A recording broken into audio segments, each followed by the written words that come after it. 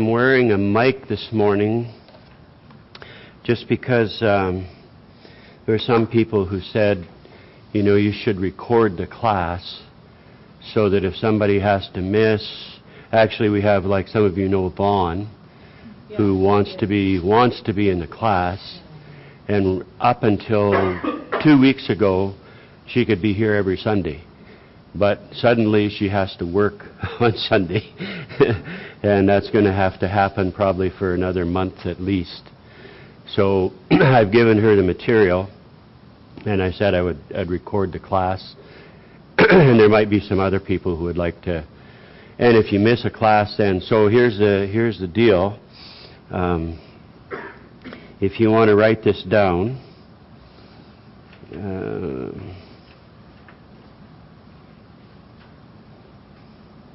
I should actually write it on the board here.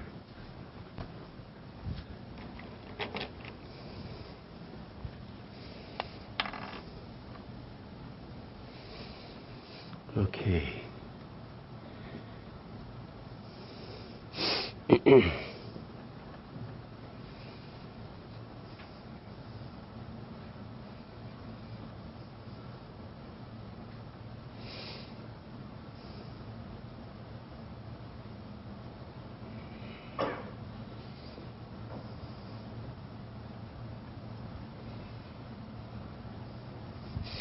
So I don't know if you can see that. I'll just move that around a little bit so you can maybe see it.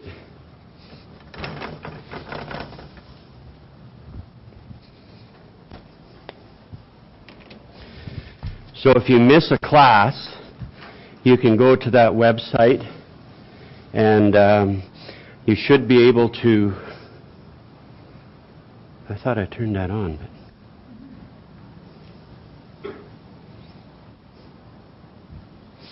I'll see in a minute.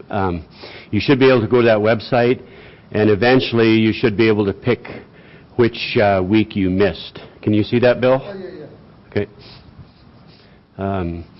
So, yeah, if you miss a class, you can go. So the other thing I want to mention is that with this sheet, my intention is, and this might be hard for you to do, especially those of you whose English is not your first language.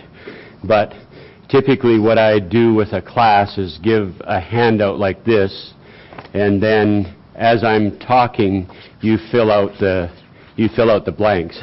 Now that might be hard for some of you to do because you're trying to listen to what I'm saying and not necessarily looking at your sheet.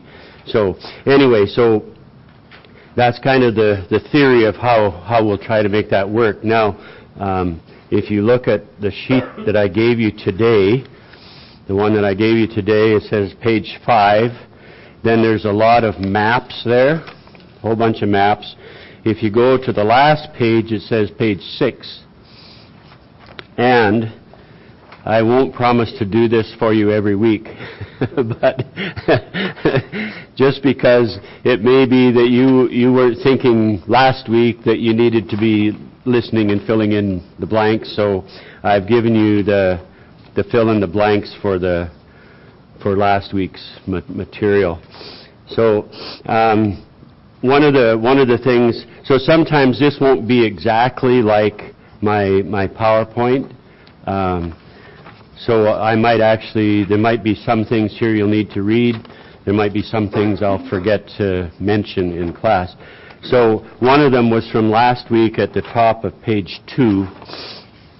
It says, what is the difference between a translation and a paraphrase? So, as you know, the Bible wasn't written in English. It was written in, Old Testament was written in Hebrew. Most of the New Testament was written in Greek. A little bit was in Aramaic. So those are the 3 languages that the Bible was originally written in. The Greek, did I mention this last week? The Greek that the New Testament was written in is a dead language today. Nobody uses that language today, even though there's still a country called Greece, and even though they speak Greek, it's not the same as what the New Testament was written in. There might be some similarities, but it's not exactly the same. Do we still have the original Greek Bible? The original... Like the original manuscript. Original, we don't have any original manuscripts. We have copies of the original. Yeah, copies yeah. of that original Greek. Yeah. And the most of our English translations of the Old Testament are made from a Latin translation of the Hebrew, which is called the Septuagint translation, okay? And most of our translations come from that. So the difference between a translation and a paraphrase is that a translation tries to take the original language and translate it into whatever language, mostly word for word, right? Which is not always easy to do because, so for example, in English, we have one word for love, right? We love chocolate ice cream, we love our spouse, we love our children, we love summer. We only have one word for love in English. In Greek, they had 4 words for love. So, most of the time when translators translate, they just translate it into the right word. But sometimes that doesn't tell us the real meaning of... So sometimes translators will try to do that a little bit and give us the so in Greek there's a word for friendship love, there's a word for sexual love, there's a word for family love, and there's a word for deep committed love, which is, that word is agape. You might see that in different places. So when Jesus says to Peter, that's actually an interesting story. You remember the story where Jesus says to Peter, "Peter, do you love me?" And Peter says, "I love you with friendship love." And That was the kind of love that was used. yeah. But what Jesus is saying is, do you love me with this deep, committed kind of love, right? And Peter says, "You know that I love you." But so in English we don't get that, right? All we get is one word, right? But what the translation is, what they're trying to do is just take the original and bring it into another language and use the same words that were used in the original, which often you lose some things when you do that. And then one other thing about translations is that most of the translations we have are done by a committee of people. Okay, you get a group of people sitting around a table like this, and so if they're doing the New Testament, all of those people would be fluent in Greek, in the original Greek language. They would all be fluent in that language. And then they would sit there and they would say, okay, how should we translate this? There are a few English translations that are private translations. That means that one person sat down, a person who would say no Greek would sit down and say, okay, here's how I think this should be translated. So obviously we wouldn't put as much credibility into a private translation as we would a translation that's done by a group. Okay. One other thing is, I don't know if you have them in these Bibles or not, but you have a little bit. So you notice at the bottom, I should give you guys take a Bible there. Yeah. Let's just do these because then you can. Some too. You got a Bible? Yeah. But if you notice at the bottom, at the bottom of some pages, like if you turn to page 311, and at the bottom of the page,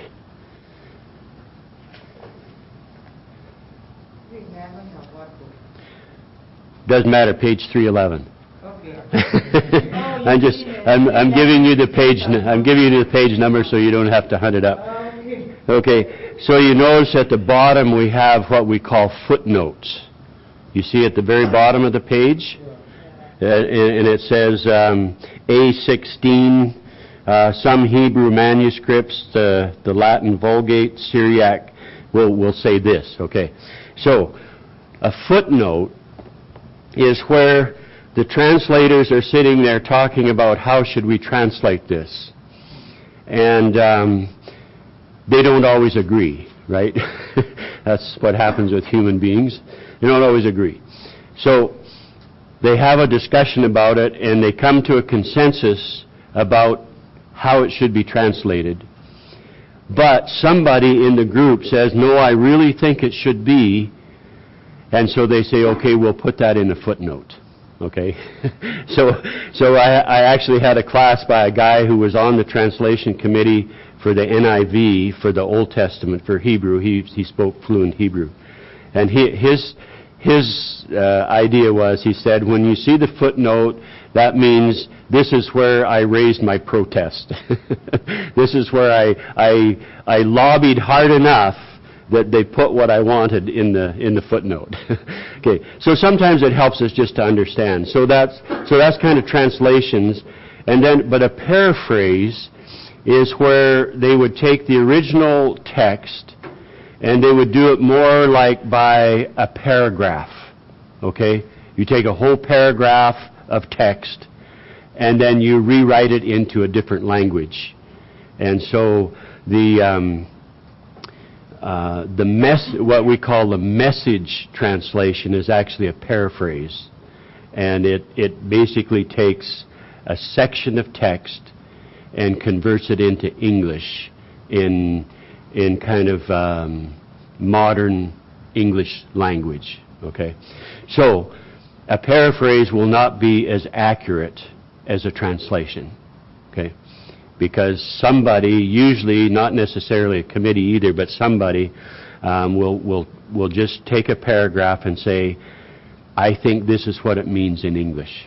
Okay, so it's good sometimes to read all those different things, but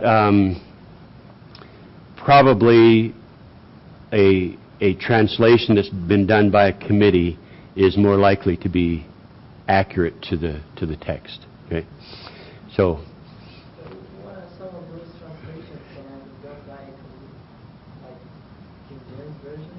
King James Version, yep. NIV, yep. Yep. Almost all of those are done by a committee, yeah. What's the name of the one? Eugene Peterson did a private translation, and it is actually quite good. It's called, pardon? Well, that's the message too, but he also did... He did another translation. I'm trying to remember what it was. But anyway, the message is a private translation, essentially. But it has a lot of good stuff in it. I think he did a good job of it. But you'll also find that there's some specific religious groups that will do their own translation because they want to translate words in a way that fits their theology, right? So if you want a translation that's accurate, you stay away from those kind of things. You want a group of people coming from lots of different backgrounds who have a really good understanding of the original language, and then they basically argue it out, right? To every single verse, they have an argument over how should this be translated. How can we be true to the text when we translate this into English? So there's lots of English translations. There's just tons of English translations. Yeah. Some verses are missing from the NIV text. Some what? Some verses. Verses. Yeah. They put a whole verse In the footnote, yeah. Are they saying it shouldn't be on emphasis? Well, the issue there is that,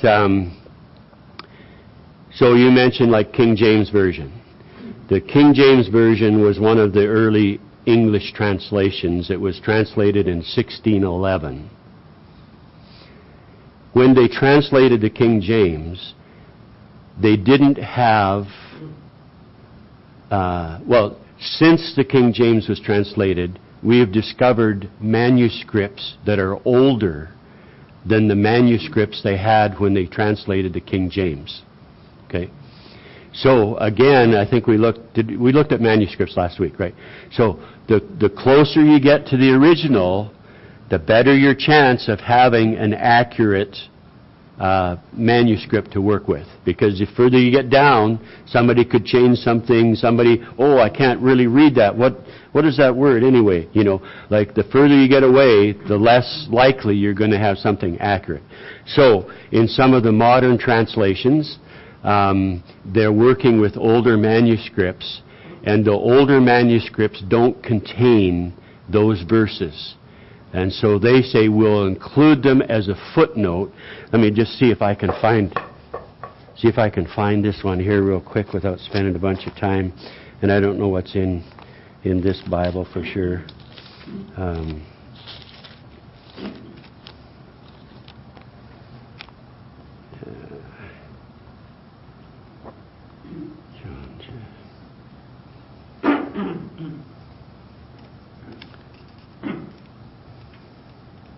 Okay, if you look at page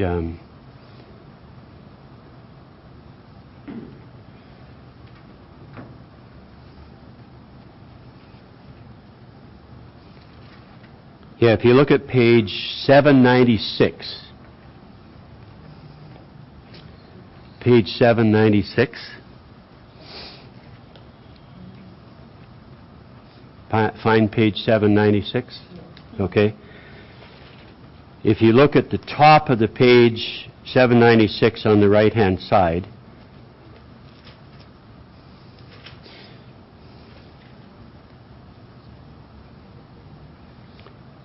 you see this in brackets that says, the earliest and most reliable manuscripts and other ancient witnesses do not have John chapter 7 verses 53 to chapter 8 verse 11.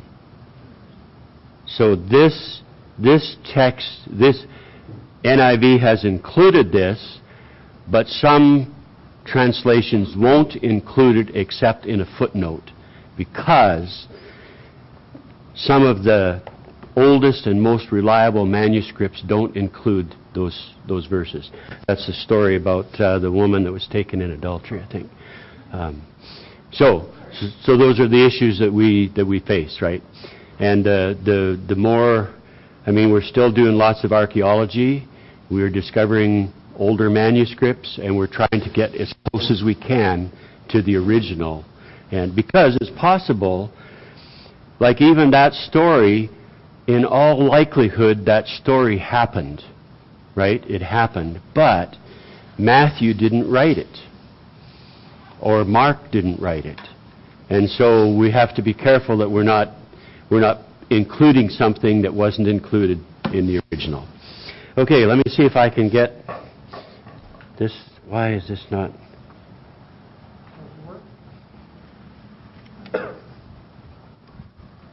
Gotta make sure.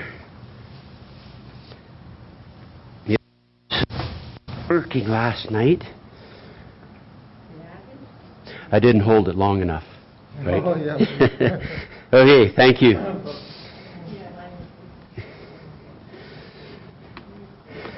Okay, again, if you have questions, if you could maybe just write your questions out, and then I'll try to address it the next week and make sure that we cover that off. Okay, so here's kind of where we left off last week. Once this gets warmed up, you'll be able to.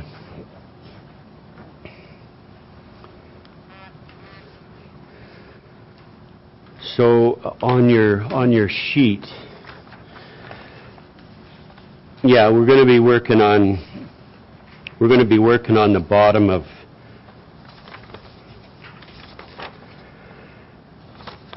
we're going to be working on page 3 is where we're going to work today from your sheet last week. Okay.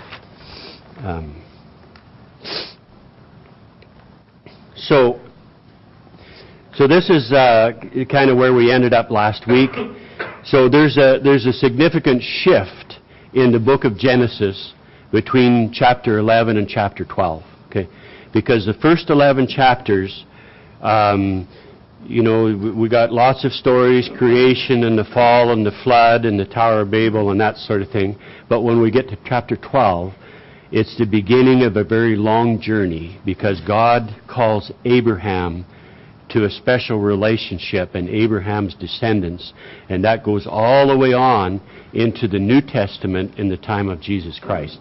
So this is an important thing in chapter. So we just kind of talked about the journey of Abraham from a place called Ur, which is down over here, and we're not sure if he followed the Euphrates or he followed the Tigris, but he ended up in Haran. And then God spoke to him again and said, keep going to a place that I'm going to show you. And so he went down and he settled in this place called Shechem, which we said was a very significant city all the way into the New Testament. Shechem becomes a very... So here's one thing I want to mention before we leave this map, is that essentially the story of the Bible starts in the Mesopotamian Valley, okay, between the Tigris and Euphrates River. And then God calls Abraham to leave there and go to this land that he's going to show him, and he's going to give him and his descendants. But when God's people become unfaithful, guess what? They end up back in the land of Babylon, where they came from, as a punishment, okay? And then finally they are restored back to the land that God said he would give them. But we were talking about that, touched on this a little bit last week. Remember I mentioned the verse where Peter says, she who is in Babylon salutes you, okay? He's not talking about Babylon, never was in Babylon. He's talking about the city of Rome, because in the New Testament, the persecutor of God's people was the Roman Empire. And the capital of the Roman Empire was Rome. But he can't say that, because to say that means, you might die if you say that. So he's using this figure. But Babylon would always be, and when you get to the book of Revelation, it's talked about again and again, because Babylon for the people of God was always symbolized the oppressor and the forces, the power and the force of evil, because Babylon came and conquered Israel and hauled them off as slaves, and some of the things they did were horrific. And so the people would always remember, and whenever they're under persecution, the code word is Babylon, right? Okay. So indirectly they're referring to Rome. Yes. And what he said in that passage that I mentioned, Peter says, so she who is in Babylon salutes you.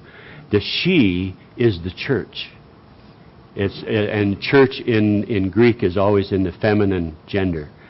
So she is the people of God in Rome send you greetings. And if the Roman soldier picks up the letter, he doesn't know what they're talking about, right? Because it's kind of in a code language. Okay. All right, so I just wanted to mention that before we left that. So then the next... I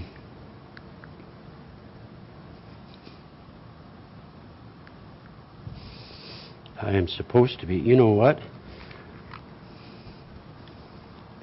This works a lot better if I plug that in. Okay. All right, so this is a verse that I mentioned last week. So this was God's promise to Abraham in Genesis 12. I want you to leave your family and your country and everything, go to a place because I'm going to make of you a great nation. And I underlined the part that said, all people on earth will be blessed through you. Okay. So that is a promise that God makes to Abraham and is going to go on all the way through biblical history. Okay. And so we'll see how some of that plays out in just a minute. Okay, so after Abraham settles in this area that God's going to give him, then eventually they end up in Egypt, and they end up being slaves in Egypt for 400 years. They're slaves in Egypt, and then they come back to this same land that God said He was going to give them. This is kind of the route of what we would call the Exodus, which was led by Moses, led the people out of slavery. And we'll talk about that in a little bit more detail. And they go down here to Sinai. This is a really important place, and that will figure strong in biblical history. When they mention Sinai, that's a big deal, right? So they go down to Sinai, and this is where God, through Moses, gives them the law. Okay, so now they got a written law to live by. That happened at Sinai. But after they left Sinai, the plan is to go back to this land where Abraham started. But because they don't trust God, they end up wandering in the wilderness here for 40 years. And the gist of that was that this land was occupied by other people. And God said, this is the land I'm going to give you because you're the people that are going to follow me, and you will be an example to other people on how to live. But so Moses sends 12, and you remember this story, probably some of you, sends 12. So now there's 12 families, or what we call 12 tribes. And Moses sends one from each tribe to check out this land where Abraham had settled. And they come back and they give a report to Moses, and 2 of them say, with God's help, we can go in and we can take this land. But 10 of them say, no, we can't. These people who live there are giants, and they live in fortified cities, and we'll all die if we go to take this land. And so God says, okay, you don't trust me. So now you're going to spend 40 years in the wilderness, wandering around in the desert, essentially until the people who didn't trust actually die in the desert. And it's the new generation that actually has the courage to go in and possess the land that God said He would give them. Okay, we'll get to that, so don't worry if you don't get it all done. So I want to give you kind of this broad brush that we often talk about biblical history in. And we start out talking about the patriarchal age. What does that mean? What does patriarchal mean? Time of the father. Okay, so yeah. So the word, if you broke the word down, it sort of means father rule, right? It was an age where God actually spoke to the fathers of the families and communicated His message. And then they had to tell their families and the rest of the community what God had said. Now, this didn't happen very often, okay? So God spoke to Abraham and he left. He didn't know where he was going. It was a long time before God speaks to him again, right? So this wasn't a real, sometimes we say, oh, I wish God would speak to me. These people had that experience. It wasn't all that good, okay? But God spoke directly to the heads of the family. And then most of Genesis is like that, okay? Even though God continued to speak to Moses and to Joshua and to others. But we mostly see this in the book of Genesis. So that the second age would be called what we call the Mosaic age, okay? And that's where they now had a written law from God, which He gave to Moses. And we have all heard of the 10 Commandments, right? And that's how that started. Moses went up on the mountain, and God told him these are the things that are absolutely essential if we're going to enter this covenant relationship. Okay, relationship between God and people is a covenant, and if we're going to have this covenant relationship, it's kind of like marriage, right? When we enter marriage, we enter a covenant relationship. say, we are committed to each other to be faithful and all the rest. So God said, in fact, God's relationship with people is often described as a marriage relationship in the Bible. Okay, so God has this intimate relationship. But if you're going to do that, then there's certain things you have to do. So you've got these 10 commandments and lots of other laws too. It was really intended to make it easier for people to follow God. Because if you're only hearing from God once every 50 years, it's a long time between we hear from God again, and now we've got something in front of us that we can read and know what God expects from our life, right? So it was supposed to make it a little bit easier. That period would last until the death of Jesus on the cross. So that really starts with Moses at Mount Sinai in Exodus 20. And that period lasts all the way until Jesus dies on the cross. Thousands of years, right? Okay? Which brings us to the third age, which we call the Christian age. And this begins with the death and resurrection of Jesus, and it continues until the end of time. So we are living in the Christian age in terms of biblical history. Okay? And we would say this is the most enlightened age because originally we had God speaking to a few people and not very often. And then we had this sort of written law. But now actually we have somebody who's come from God and who actually shows us how to live. It's a lot easier to do it when somebody can show you how to do it, right? So now we've got somebody that has showed us how to live in relationship with God. And so it's really the most enlightened of those three ages. Okay, now we're going to go back. You should have this on your sheet. What I'm going to do is just kind of do this very quickly, is go through. So what was your homework for this week? Did I give you homework for the... Yes. To learn the first 5 books of the Bible, right? Okay. That we call the books of the law, even though it's not all law, but we call it books of the law. So my challenge to you was to learn the first 5 books of the Bible, which is pretty easy, right? Genesis, Exodus, Leviticus, Numbers, Deuteronomy. So that's pretty easy. The next section we have to learn 12 and not forget the first 5. Okay? So we'll have to work harder at that. And then we'll do poetry and prophecy, and by the time we're done, you got to have 39 books that you remember. So the easy part's done. 5 books, okay? So I just want to run through each of those 5 books and just kind of give you just a sketch of what happens in those books, because it takes quite a while to read those 5 books, and some of it's pretty hard reading. So I know sometimes people start at the beginning and get through Genesis, not too bad. Exodus gets harder. Leviticus gets really, really hard. So, all right, so here's the thing. Genesis, these are the main stories that we have in Genesis. We have the creation. God creates everything, including human beings. And then we have what we call the fall. So that means where God said to Adam and Eve, He placed them in this garden where they had everything. They didn't need anything, right? But there's one tree. They can eat anything in the garden, except there's one tree that God says, don't eat from this tree. It was called the tree of the knowledge of good and evil.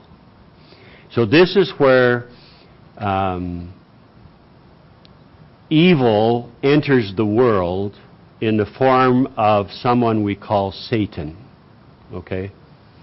So Satan enters the world as a snake. Okay?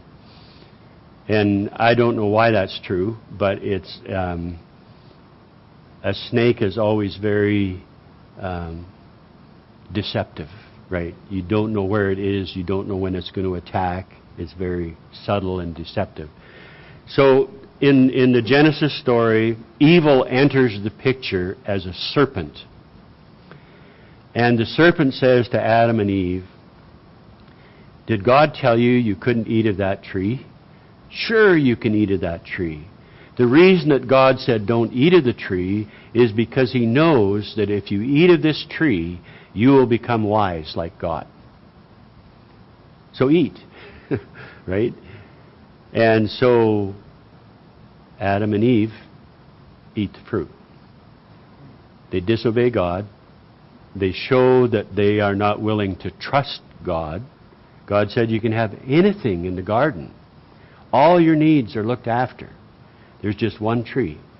So it's funny how, as human beings, the one thing that we're told not to do is the one thing that we want to do, right? For some reason. And that really started back in Genesis, where Adam and Eve decided, let's become wise like God, which didn't happen, but it brought a whole lot of trouble for them. Have you ever seen a sign that says wet paint? You ever seen a sign like that? It says wet paint. What do people do when they see that? Touch it. Yeah. Why do we do that? The sign says wet paint, and we touch it to see if it's true, right? You know, there's something about us that just, if somebody says you can't do it, then that's what we want to do, right? And so anyway, so we have creation, and then we have what we call the fall. And I'm not going to get into this in great detail, but well, I should actually find this verse. I didn't bring my Bible, but so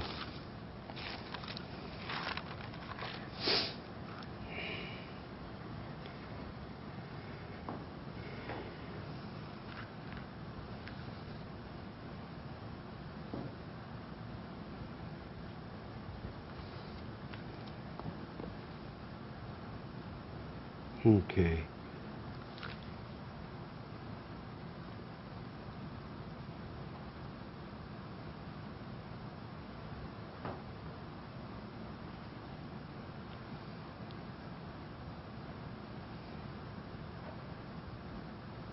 Okay, if you look at page 3 in your Bible, I just want to read this, a couple verses here, okay?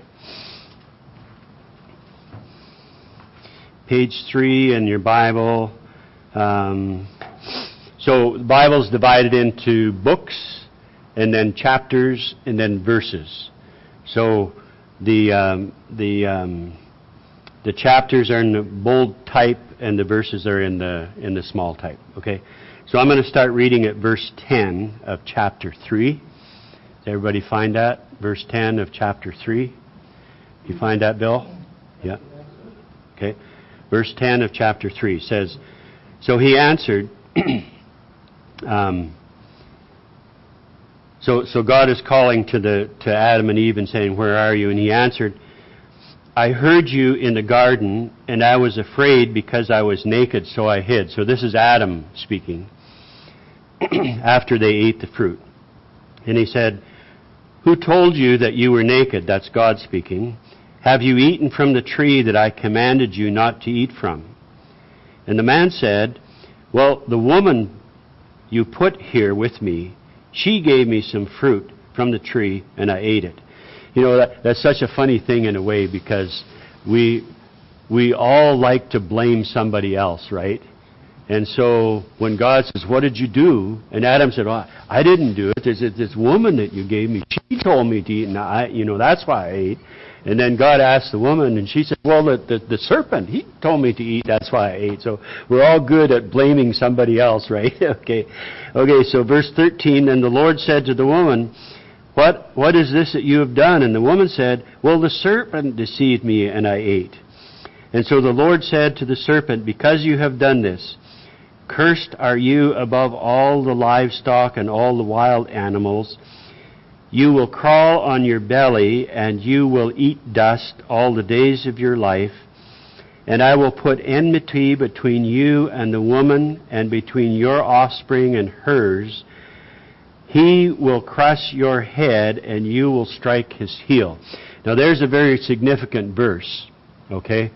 Because essentially, what God is saying is that the serpent will do harm to the offspring of the woman for the rest of history including the son of Mary. Okay? And so he says that he will crush your head and you will strike his heel. So when we get to the New Testament and the story of Jesus, the serpent is still there, deceiving Judas to betray Jesus and convincing all of the people to demand the death of Jesus on the cross. And so the serpent, that influence of evil, is still working, even to the point of putting Jesus to death on the cross. But would you rather be kicked in the foot or in the head? In the foot, yeah. And so when Jesus rose from the grave, that was the mortal wound to Satan in the head, right? That's where God won the ultimate victory over the forces of evil. Now, Satan is still alive and well, but eventually he will be destroyed completely. That's partly what the book of Revelation is about. Okay, so it goes all the way back to the very first book of the Bible. And so we have the fall, then the result of the fall, the next blank on your sheet should be Cain and Abel, because Adam and Eve have two children, Cain and Abel, and Cain decides to kill his brother Abel. Okay? He's jealous because God accepted Abel's sacrifice. He didn't accept Cain's sacrifice. So Cain is angry. He kills his brother Abel, becomes the second generation we have the first murder in the Bible. Just crazy, right? So then after that we have the flood. We talked about that a little bit last week, and God said, I'm going to start over. So there's this flood over the whole earth, chooses Noah and his family and builds the ark. And then we also talked about the last thing was the Tower of Babel, where God confused the languages of the people. By the way, are you familiar with a website that is called the Bible Project? No? Okay.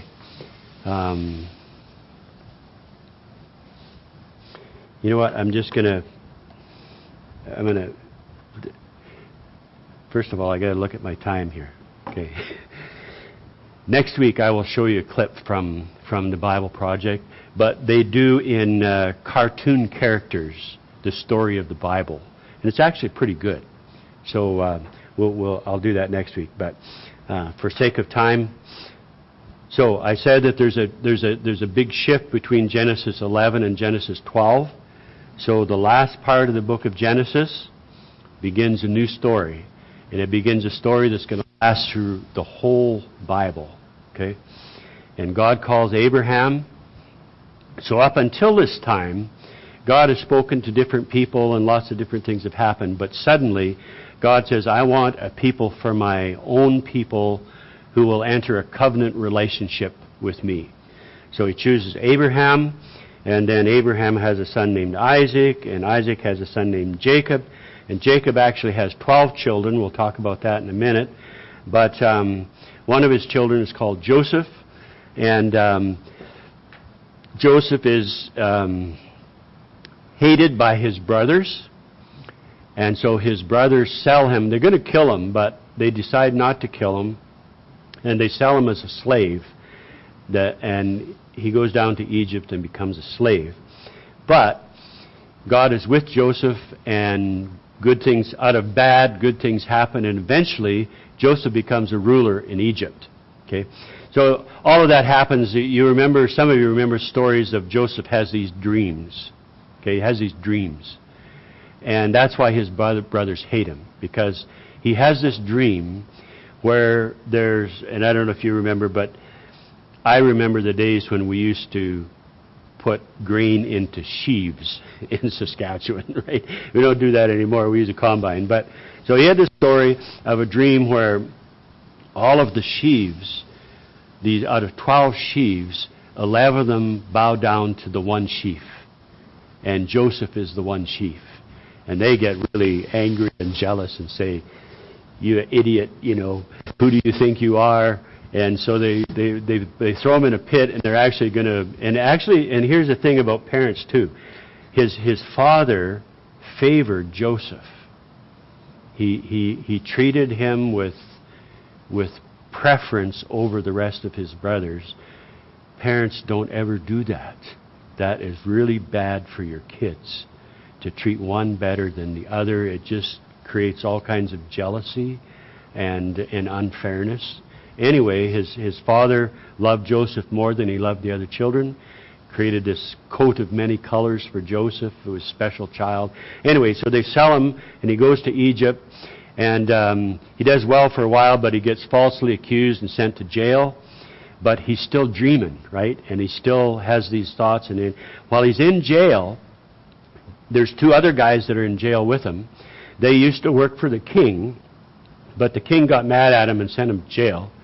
And they had a dream, and they said, Joseph, you know something about dreams, so we had these dreams, and what do they mean? And Joseph said to one of them, he said, well, the dream means that you get out of jail and you go back to work for the king. But to the other one, he said, I'm sorry, but your dream means you're not going to go back and work for the king anymore. So the guy who gets to go back and work for the king eventually has a dream. And he gets all of his wise men to come and try and interpret the dream. And nobody can do it. And then the guy who was in jail says, oh, I just remembered. I met a guy in jail who can interpret dreams. And so the king says, and he was called Pharaoh, he says, well, bring that guy in. So they bring in Joseph, and so here's what the king would do with his wise men, because people can say anything they want to say. So the king said, okay, I had a dream. If you can tell me what the dream was and what it means, you'll be a very important person in my kingdom. Well, it's not hard to tell what the dream means if the king tells you what the dream is.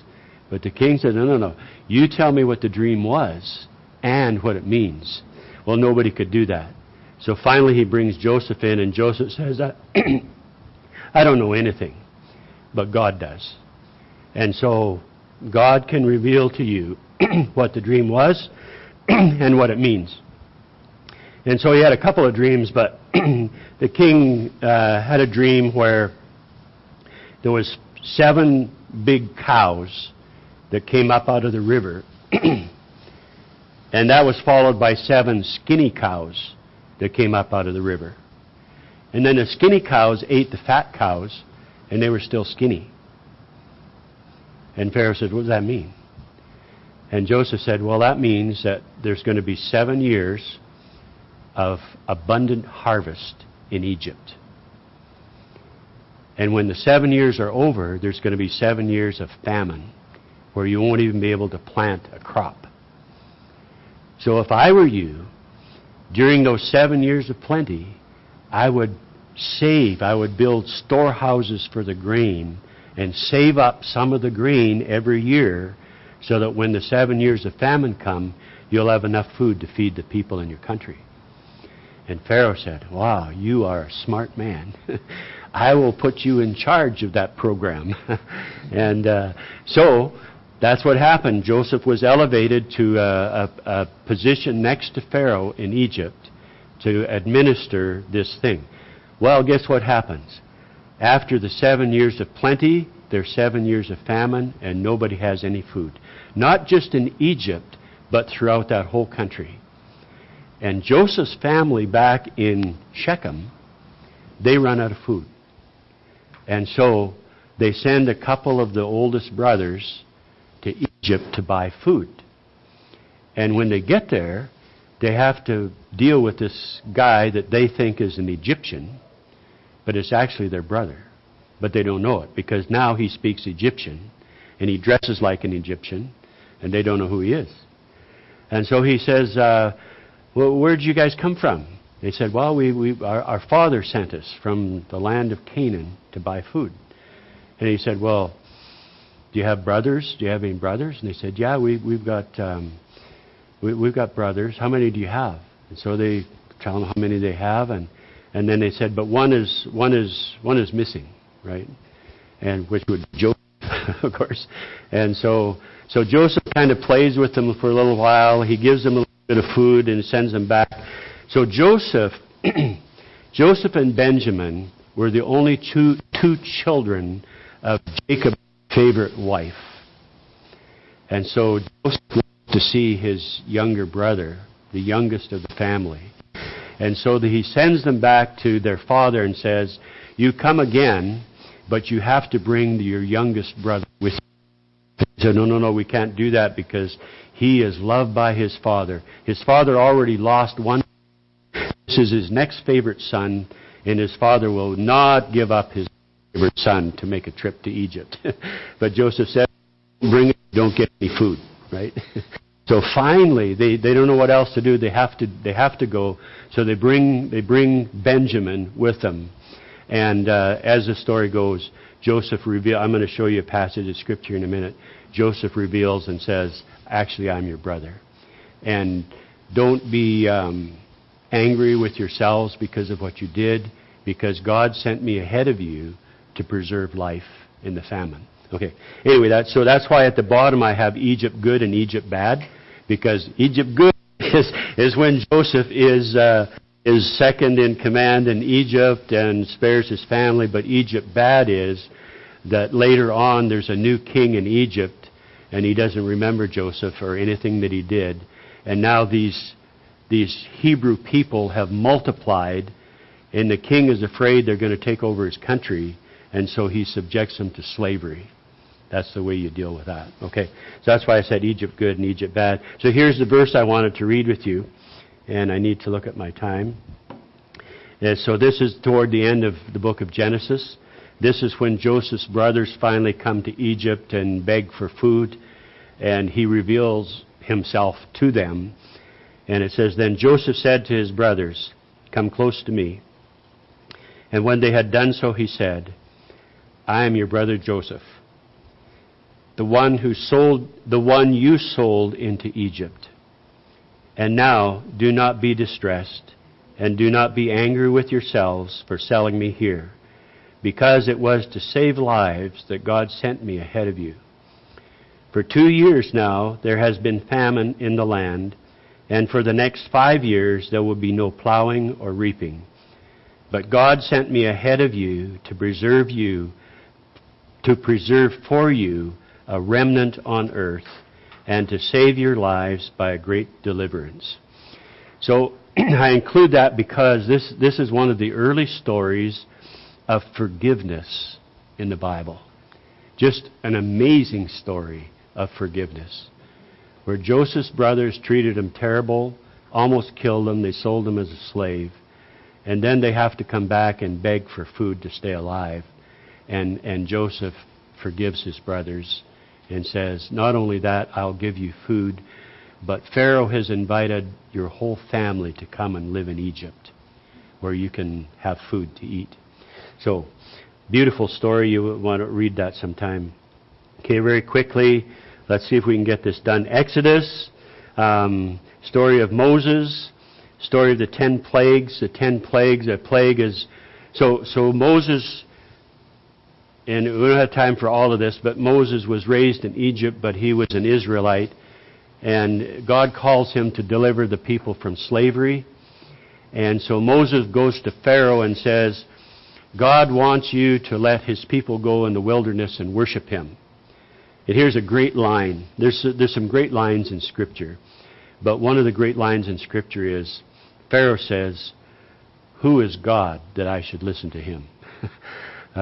That's a great line because, a great line in the New Testament is from Pilate, Jesus was tried in front of Pilate. And Pilate's question was, what is truth? What is truth? Great lines in the Bible. So Pharaoh said, well, who's God that I should listen to him? And Moses said, well, God's the guy that's in charge, right? So Pharaoh won't let them go, and so Moses, by the power of God, does these 10 plagues. So they're like, he sends an epidemic of flies, grasshoppers, boils. People get boils all over their bodies. And each time Pharaoh says, okay, maybe I'll let the people go. And then he changes his mind and said, no, I'm not going to let them go. They're my slaves. In fact, sometimes he even increases their work and makes their life more miserable. So they keep going and keep going and keep going. And finally it comes to the 10th plague. And the 10th plague, Moses said, if you don't let God's people go in the wilderness to worship, God is going to strike the firstborn in every family with death. So your oldest child in all of Egypt's going to die. Not only your oldest child, but the firstborn of your cattle and your sheep and your oxen and everything. The firstborn of everything in Egypt is going to die if you don't let God's people go in the wilderness to worship. And so Pharaoh finally says, so here's another story. You look on that list of Exodus, the next word is Passover. Really, really important thing. So God says to Moses, you go tell the people that before tonight comes, they are to kill a lamb, and they are to take the blood from the lamb and sprinkle it on the door of their house. Okay? Kill a lamb, sprinkle the blood on the door of the house. Because tonight, the angel of death is going to come and will kill the firstborn in every house in Egypt, because Pharaoh has refused to let my people go. When the death angel comes to your house and sees the blood, he will pass over your house, and your firstborn will not die, and he will go on to the next house. Okay? This is really huge, because in the New Testament, Jesus becomes the Passover lamb who dies for the sin of all the people. He takes that all on himself. So the Jewish people from this point on will remember the Passover every year forever. And in fact, this last year, Passover for the Jewish people was on September 30th. And they remembered this feast on September 30th of this year. So Passover becomes a really, really big thing. Whereas as the people remember, so all the people and all the firstborn in Egypt die, but the angel passes over the houses that have the blood sprinkled on the door. Okay? So Moses leads the people to freedom. Pharaoh says you can go. Not only can you go, but I wish you got out of my country, and I will give you gold and silver and all kinds of stuff. Just get out of my country before something else bad happens, right? And so they leave, and then there's this story where they cross the sea, and Pharaoh changes his mind and gathers his army, and he comes back to chase them, but he dies in the Red Sea. So, okay, I wish we had more time, but it's 9:30, and I promised to finish at 9:30. So we'll finish this page next week, and then we'll go on. We're going to go on to the books of history, which are just fascinating in so many ways. But we better quit for today. Thank you for coming. Everything that I said today should be on